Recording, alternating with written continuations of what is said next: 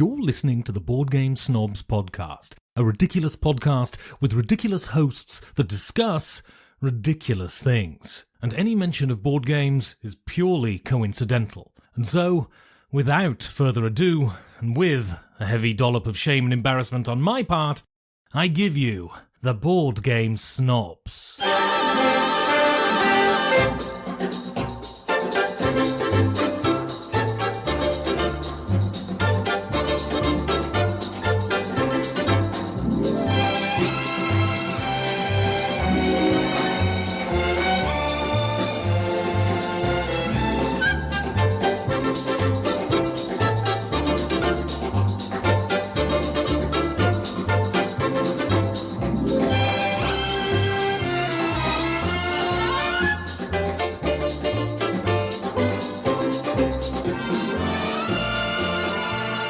And go.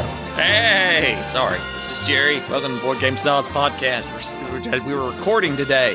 That is indeed what we're doing. As evident by the fact that we have an episode instead of not having an episode. This is what we like to see. Better something than nothing, I guess. That's what I always say. Better something than nothing. I don't even remember what we were talking about last time. Dune? That was weeks ago. Pluto. I was reading about that. Well, it'll be all the rage because you're a sci-fi fan. But that 3-Body Problem, it's on Netflix. The series, it's actually the American remake of the series, but it was a book series that I've read, or at least partially read, and it's about space. And Pluto made me think about it just now because I figured you'd already watched it because you watch an inane amount of television. Have you indeed watched it? I have not had a chance, no. All right, well, don't. Okay. Read the book instead. Don't Read the book. The book's horrifyingly boring. Oh, well, you've got me sold already. But it has neat ideas. Do you need characters in your books? Do you need to really feel like you like the people, or can you just deal with the idea? No, because that's how Foundation was. It's like this big idea, and I found Foundation horrendously boring.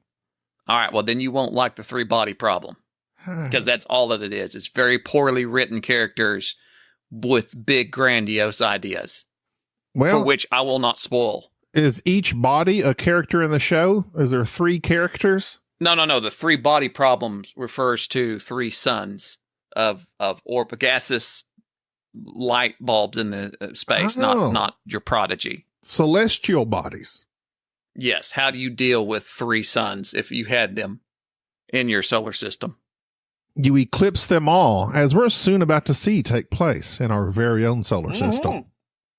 Yeah, are you having a watch party? In a matter of days, we're going to have a festival, offer up sacrifices. But are you going to take off work and watch it? We are in the path of totality. I am taking off work. I took off work. Now, did I take off work specifically for this eclipse? In fact, I did not. It just happened to be a happy coincidence. If you believe in such things. I'm actually, a friend of mine is having a graduation party, and it's, she asked me to be the DJ. DJ Gabby. So I'm preparing for that. I have my speakers ready, and I just plan on being... She's doing it on a Monday?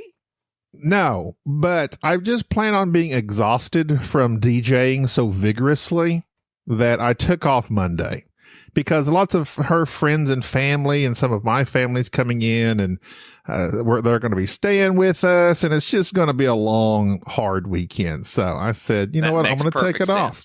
And I took off that Monday. Lo and behold, the eclipse is coming, as is a comet. Apparently, there's a comet that's going to be at the 11 o'clock position. So they say if you have a good pair of binoculars, you might be able to see the comet at totality of eclipsiation. That would be dangerous to me, be trying to look through binoculars while the eclipse is going on. Because I assumed you'd have to take your glasses off to do that. No, I'm sure you. Well, you can. That. Well, when the eclipse is in full effect and the sun is completely covered, you can in fact look at it bare-eyed. I don't know about that. I do. You can. Now, as soon as the sun comes sneaking back around, you better slide those glasses back on.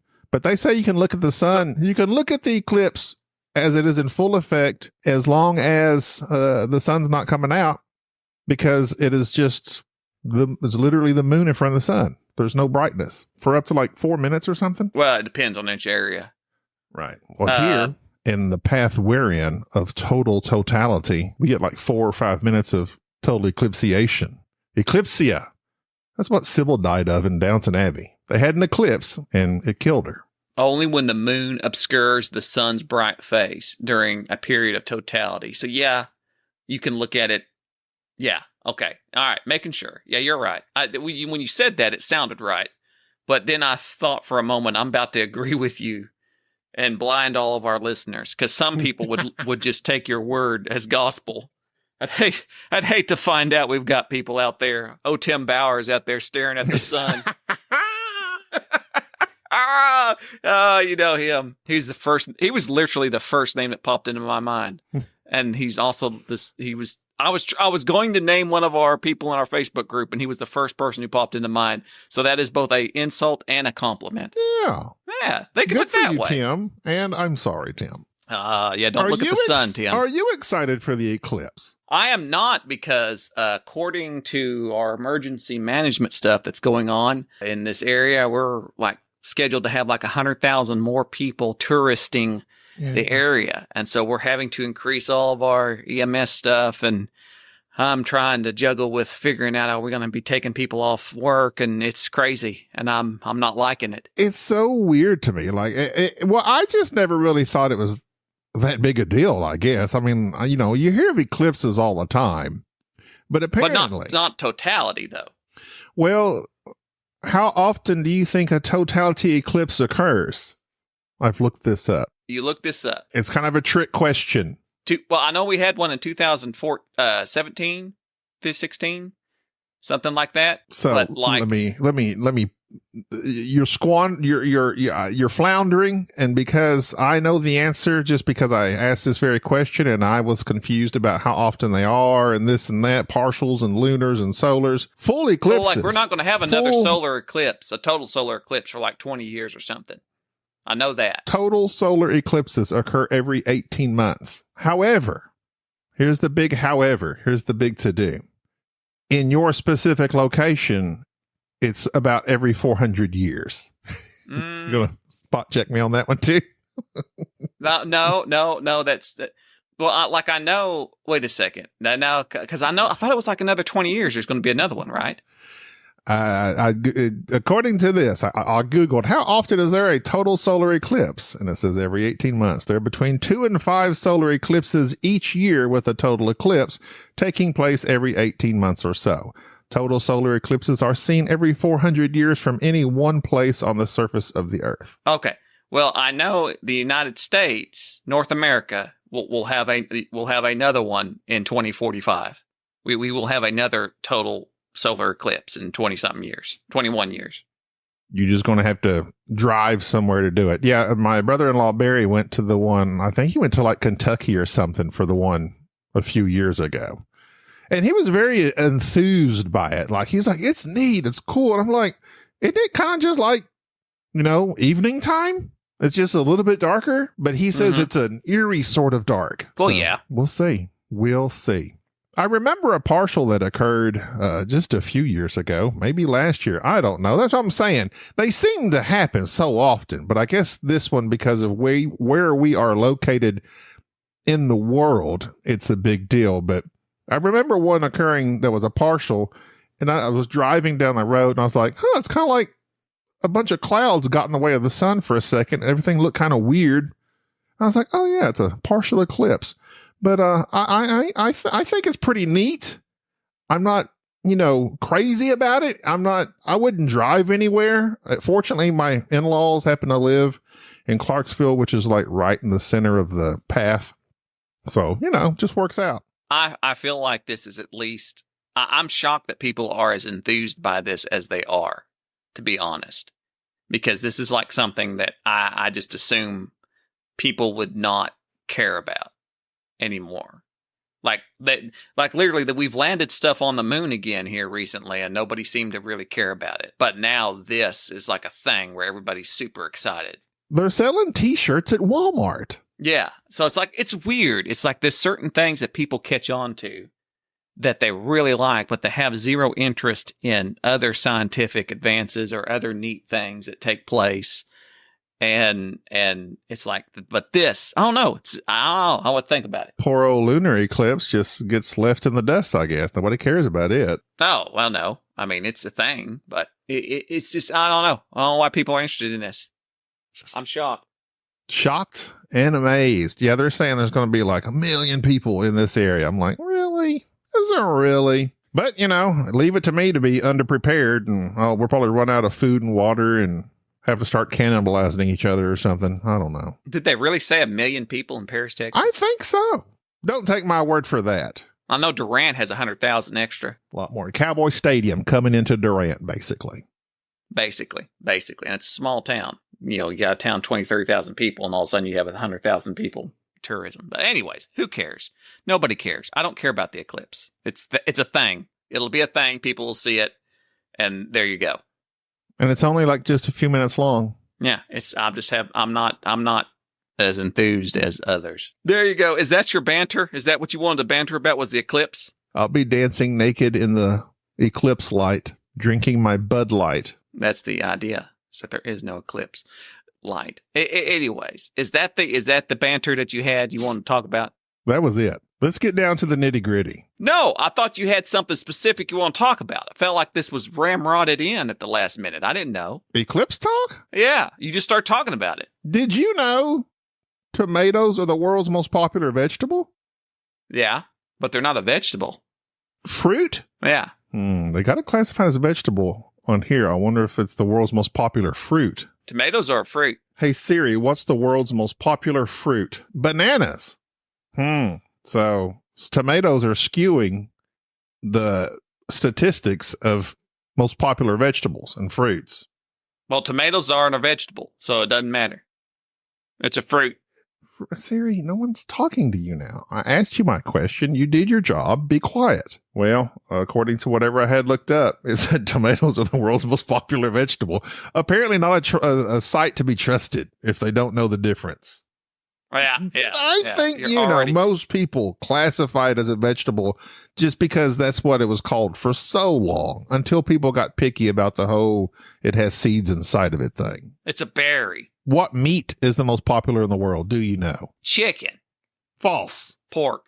Correct. I wouldn't have thought pork. But strangely enough, I do have pork chops thawing right now. Pork is number one, followed by poultry, and then beef. I'm not a big fan of pork. I'm not either. I know lots of people they're big fans of pork chops, fried pork chops. Yeah, that's what I got. Yeah. Like I'm just not a big fan of pork. My mom used to do the shake and bake pork chops where you put them in a bag and shake them up with the breadcrumbs. Those were fine.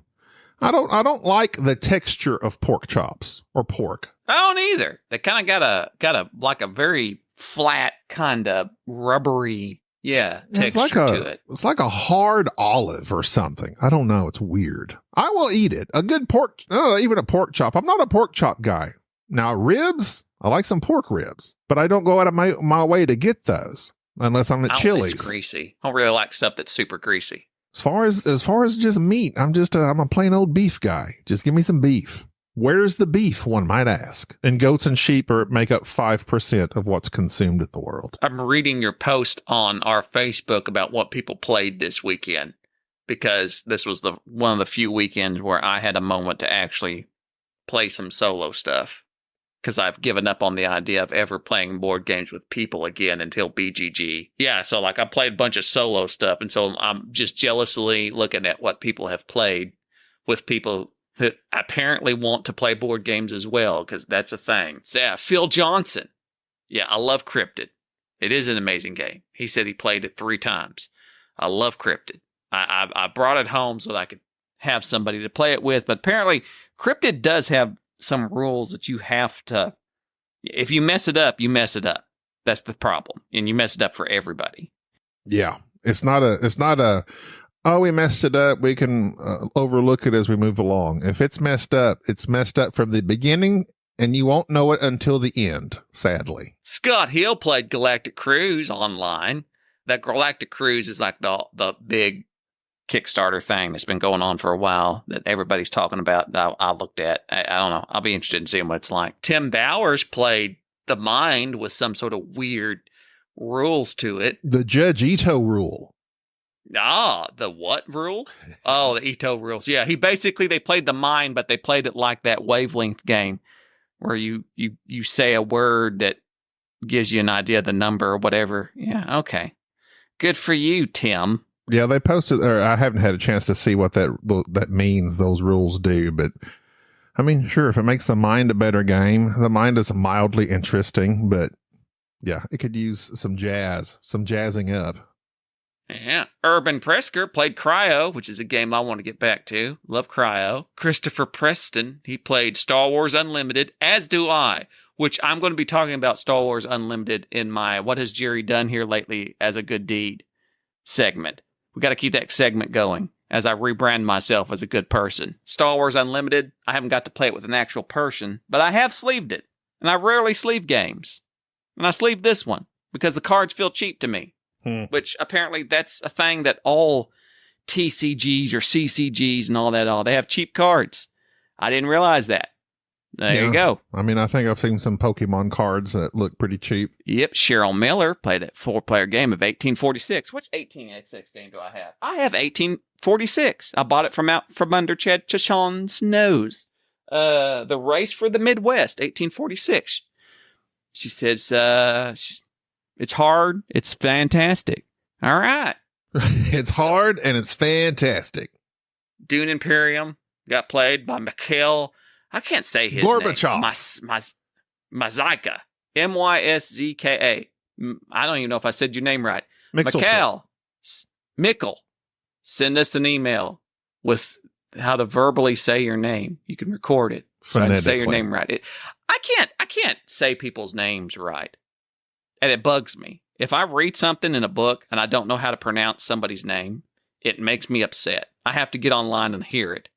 Such as when I was reading The Three-Body Problem, which is written by a Chinese dude. And he had a lot of Chinese names. And I wanted to be able to say the names in my head correctly. So I had to look them all up, which basically, slowed it to a grind. But anyways. That's kind of why I like the Audible version sometimes, because they say the names for you. I don't like list I have discovered.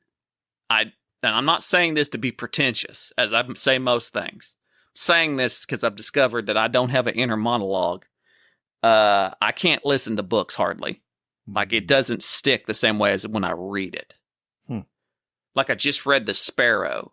I'm trying to get into some hard sci-fi stuff. And I had the option of listening to it and reading it, and I realized that I just can't listen to it. It just doesn't have the same. Books that I've listened to don't stick in my head the way it does when I read them. I think we discussed you not having an inner monologue because that was something I didn't know existed until I saw a tweet about it. Right. Yeah, we've had that discussion. Like, you don't have it. I have no inner monologue. You have just anxious something. I can't remember. I can hear my own voice in my head. Which has got to be very annoying. Because I don't hear anything. Honestly, I don't hear anything. I don't know what this is. Am I a serial killer? Yes. No, it's a thing. I really like eating cereal. It's a thing. Also found out this weekend, Bubba's wife cannot visualize things in her mind. I can't either. Really? And I've said this. So the reason I read The Three-Body Problem and The Sparrow and several other sci-fi books here recently, which I'm currently working on, that Neuromancer book, is because I have trouble with sci-fi books because they basically want me to imagine something, and I can't imagine it. Like, I love it if I'm reading about something and they go, all right, here's a picture of it. Like, I like if somebody does fan art to some book, I'll look it up as I'm reading the book so I can have something pictured in my head. Same thing with characters. It drives me insane when somebody starts describing what a character looks like because I can't picture them. I'm not actually picturing the character in my mind as I'm reading the book. So, question. And so, go ahead. Once you see a picture, can you then remember the picture in your head? Yes, that's the person. If I see that, especially if I watch a movie that has that character in it, that becomes that person in the book. So, for instance, I read The Terror without watching the series first, and then I watched the series, and then James St. James, that Tobias Mazer guy, that British dude, he then became that character in my head. If I reread that book, he's always that character. Jared is always the captain. So it sticks in my head. He's always Crozier. And so that just, if I see their face and go, this is them. But them describing something to you, their proportions and eye color, you don't just kind of like imagine. You can't imagine something. No, I'm not imagining. You have no imagination is what you're saying. Correct. I don't. That's a thing. It's an actually physiological thing when it comes to being able to extrapolate from a description. This is what this person looks like. I do better with the big ideas and the philosophies behind it, which is why I think I made it through the 3-body problem decently enough, because it was like the characters all sucked, but it's dealing with big ideas. So I'm like, okay, I'm thinking about the idea. I'm not thinking about the characters. But anything that's character driven, I'm not really getting into exactly what that person looks like. I just think of them as a caricature, like an archetype. Like, this is the wussy doctor person that's scared of everything. Okay, that's that guy. Yeah. So you don't like just kind of relate that to like something that might be similar. No.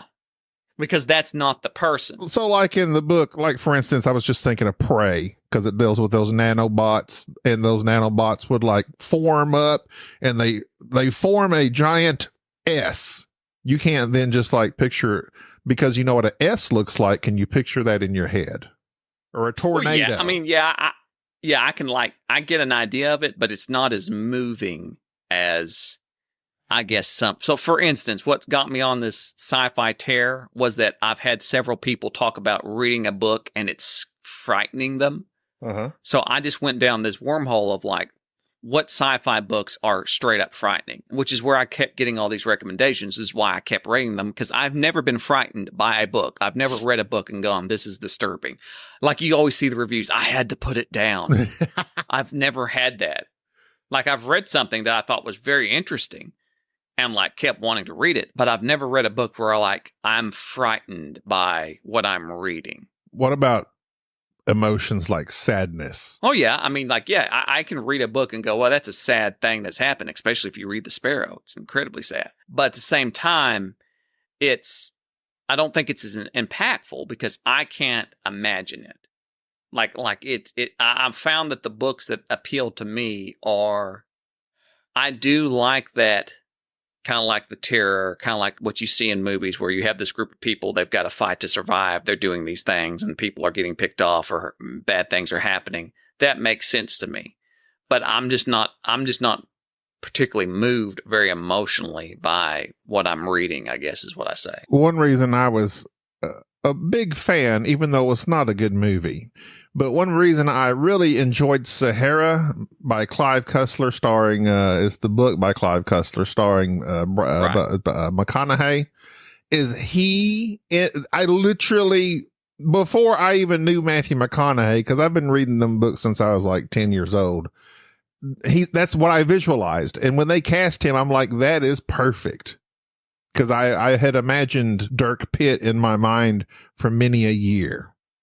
So for me not to be able to visualize something, and I may not have it might be kind of murky at first, but then I kind of just like attribute it to something or someone and go with that.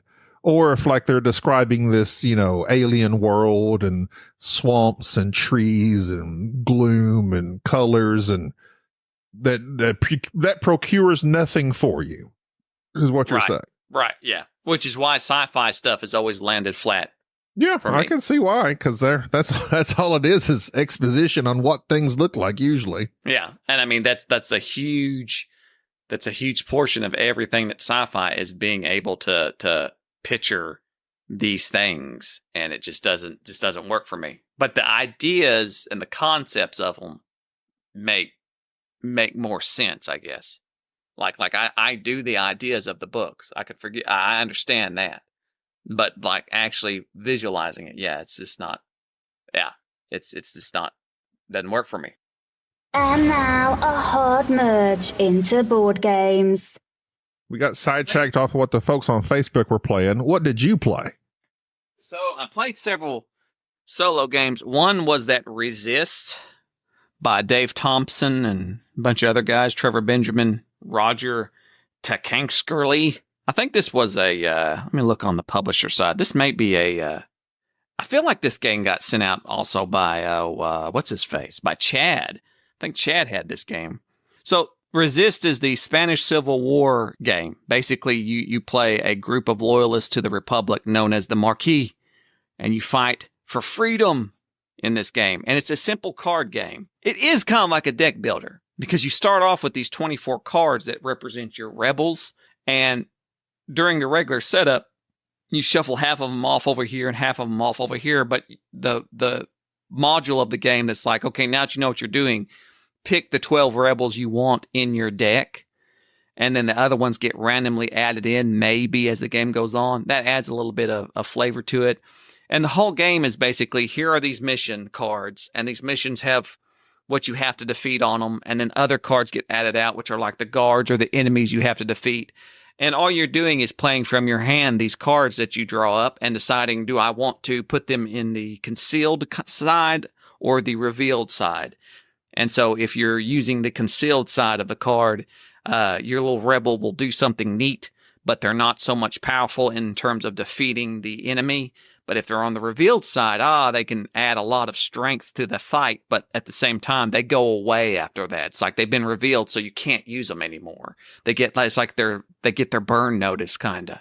And that's the entirety of the game, is playing that, pushing your luck, and then knowing when to say, okay, I'm done. I've completed these missions, and then adding up your score.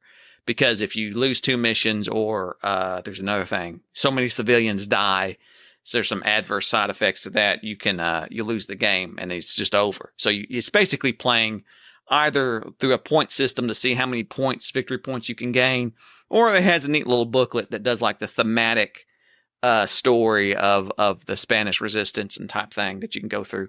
It's a neat little game.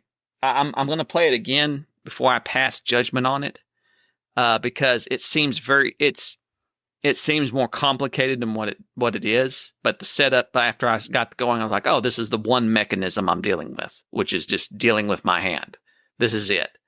And it's a neat little puzzle, but it didn't quite engage me the first time around. But I'm going to go play through the actual historical side of it first and see if I like it, because this might be a winner. Because I really like that solo side of It's a Wonderful World. I'm like the only person that likes that game solo, where you're just, here's this deck of cards. You have to build these cards and complete them and just try your best. Yeah, I like that for some reason. So that's Resist. So that's I played that, and I played the SOS Titanic, which is a very morbid version of solitaire. It's a solo solitaire, where you're basically trying to do what you do in solitaire, from 1 to 17, the numbers, put them all on this boat, which is kind of like the ace in solitaire, and get them off the ship before the ship sinks. And if you don't, they die. And then you score how many people you saved at the end. It's it's very morbid. Have you ever, quote unquote, won? No, not yet. I haven't played it that many times. I'm not good at solitary. I'm not good at solitaire because it gets, I don't know, it just doesn't engage me. This kind of the only gamey part of SOS Titanic, besides it has a wonderful production value. Like, it's a little book, and you flip the book and you see the ship sinking and the characters and everything. There's little actions that you gain that allow you to break the rules. And that's really the whole thrust of the game, is breaking rules and knowing when to break them. And I don't know. It's too abstract. It's a neat production. Don't get me wrong, but it's still just solitary. It is. And when you said this is solitaire, but it's, got thematic, I was like, oh, okay. Then I played it, and it is literally solitaire, just thematic. And but the way they have you can scoring and stuff is kind of interesting. And the little powers, like you said, can be interesting. Your captain power or whatever.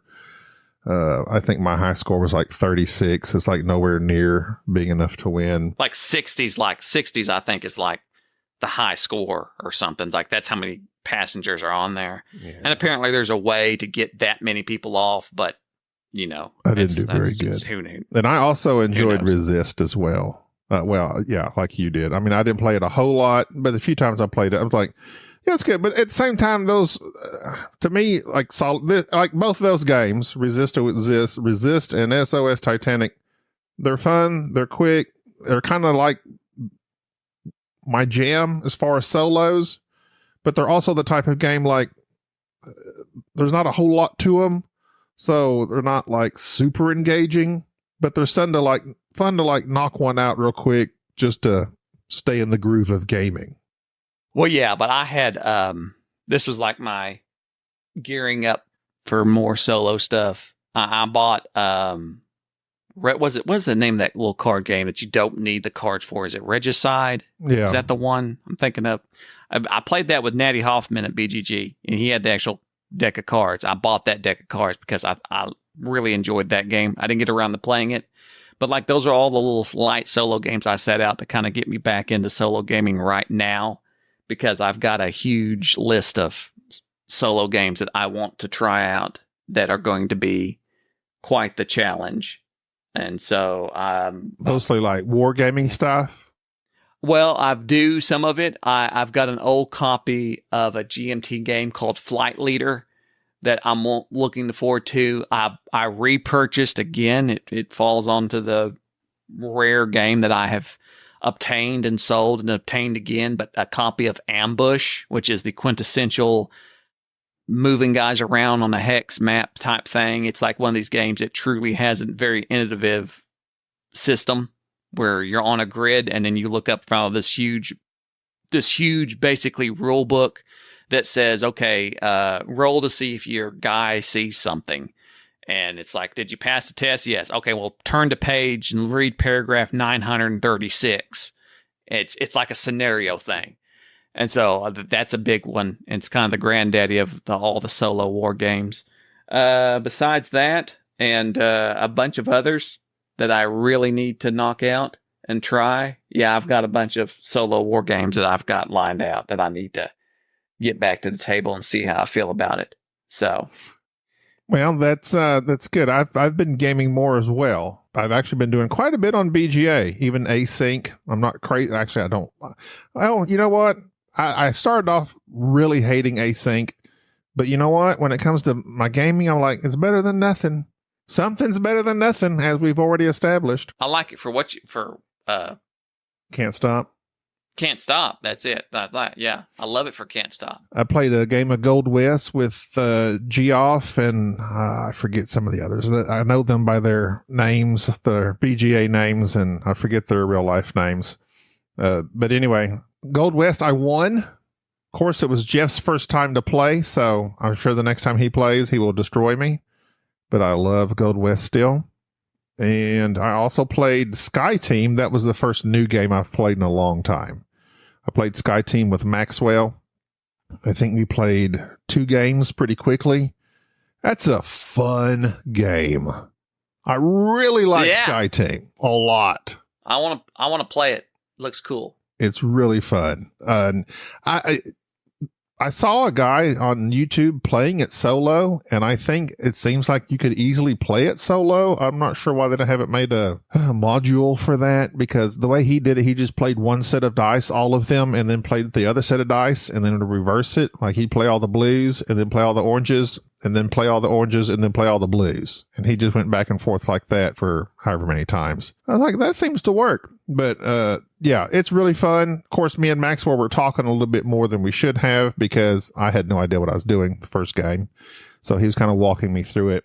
But it is super simple, and just placing dice. And some of them you add up to get certain amounts. Some of them you subtract and hope you're within range of those amounts. And those all affect your engine, your speed, your what do they call it? The horizon, the plane being level or whatever.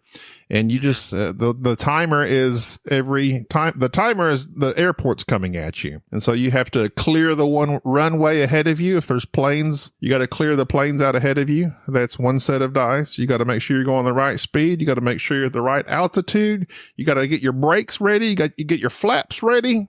It's good. I was just surprised at how much I liked the game on BGA that I've never played before. And yeah, I really liked it a lot. Yeah, well, I'm looking forward to playing it. I'll play it on BGA just to see what I think about it, because I've been wanting to play it for a while.